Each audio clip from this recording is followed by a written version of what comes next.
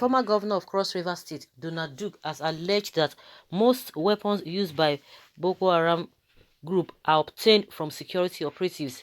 Duke said this even as he called on the federal government to investigate the security forces and flush out the bad eggs. Boko Haram insurgents, who have been responsible for most heinous crimes, get their weapons from the security operatives. Most of the weapons used by this Boko group come from our armory. We will need to look into that. Why are we selling weapons to the enemy? Duke questioned while speaking on China's television. Duke also advised the federal government to motivate the soldiers and the police in the northeast to achieve results. The former governor said, "I think the soldiers in the northeast are undermotivated. The government should motivate them. We need to tax them on intelligence gathering, more of intelligence than firepower. Also, by now, we need to develop a strategy on kidnap. Are the police properly motivated? I doubt it, and they don't have enough weaponry." All those ones say to me, now English.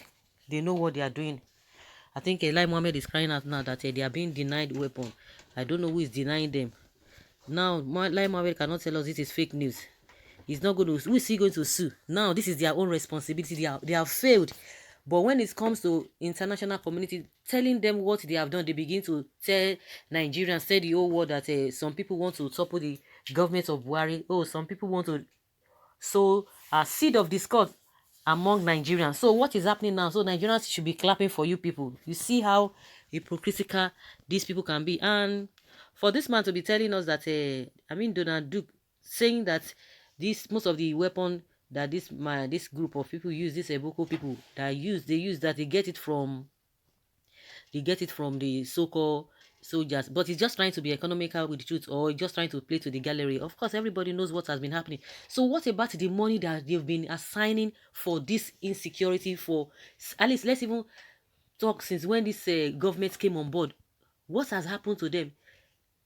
We are talking of trillions, not even billions. We are talking of trillions of money, and yet nothing is being done. How much did it take the US government to rescue one of their citizens recently, last month? How much did it take them? We spend the money and we don't see the result. We don't see the effects. Just like the way the locomotive train they went to go and bring from China. But go and ask how much they have budgeted for that. You'll be shocked to your bone marrow. But what will they do? They will cut everything, leg and hand. The many ones will not be able to, will not be enough to do anything. Just the way they always pad budget. The same thing. We spend a whole lot of money, but we don't see the results. We know that a lot of things have been going on even in the Nigeria army, and unfortunately, the people who are suffering this whole thing are the ones always in the feed. They have come out, some of them, they couldn't even hold it. They've come out several times on social media to say, oh, they are not getting enough. One of them even came out one time when he was even cursing Buratai. Because of the policy in the Nigerian army, you don't have to talk. No matter what is happening, you don't have to bring it to civilian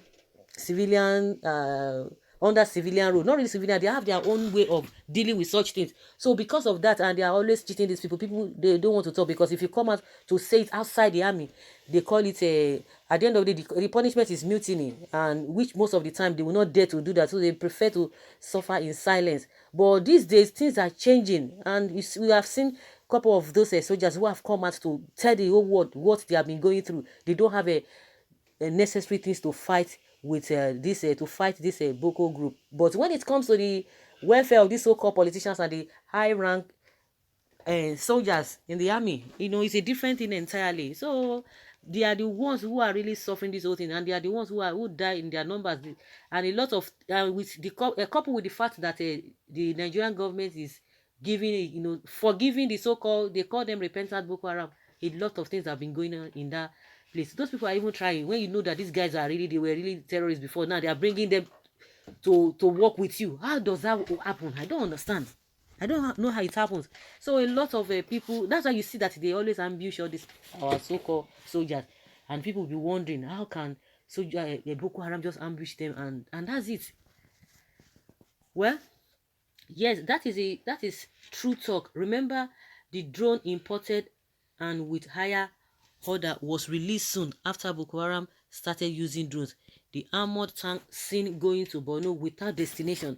Nigeria leaders are the sponsors of this Boko group in Nigeria. Jonathan was told his government would be made ungovernable soon after Boko Haram kickstart. What is the hidden thing? Federal government knows the sponsor of Boko Haram. 10 years down the line, they've not been able to tell us who the sponsors are, but he did not take the governor CBN to quickly rush to the court to go and take an order so that they will see some people say they are sponsoring them. And unfortunately, the so-called government is trying to relate the promoters of answers, trying to relate them that they are terrorist people, but the real terrorists who have been carrying on, who are shooting people, taking people down on a daily basis, they've not been able to get the sponsors of those people. So they always like to flex their muscles on civilians or innocent people, and they want to use that to justify their failure and their incompetence in area which they are supposed to work, which they are not doing. But once they see harmless people, they see defenseless people, they see civilians, innocent people, so to speak, they want to flex their muscle, they want to showcase as if they are really working or they are doing something tangible. But when it comes to these Boko people, we are even talking about them. What about the so-called S-men? What have they done to them? They've never been arrested any day. Those ones are just having their field day. They are working freely, and they go and attack people unhindered. Well, I pity junior soldiers exactly who are on the forefront, sacrificing their lives while the ranks in the office are giving vital information against them, using them as a bet just for selfish reasons. Let's assume the security chiefs were private employees of Muhammadu Buhari and is giving them as his media aid stated in a press release all the support they needed to do their job without getting results. Would he have still left them in office? He's still keeping the security architecture intact since 2015 that has left Nigerians wondering if you wearing one or wearing only shedding crocodile tears, and the Ninth National Assembly isn't helping matters by not invoking the enormous powers it has over the executive. Of course, don't even go there. You don't go there. Those ones have already made their stand known right from the one.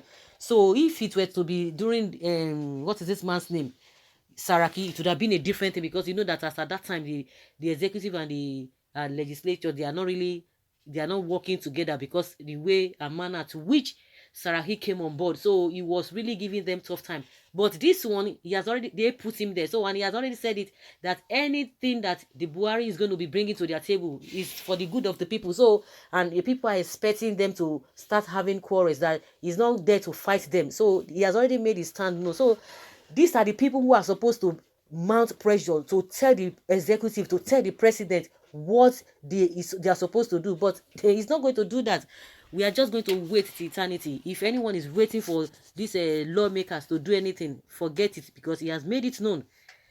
Ahmad Lawan has already made it known that whatever Buhari says is for the good of the people. So what do you expect him to do? So guys, let us hear your opinion concerning what the former governor of Cross River State has said, Donald Duke, that it is the same army that are selling the weapons to the Boko Haram. Thank you.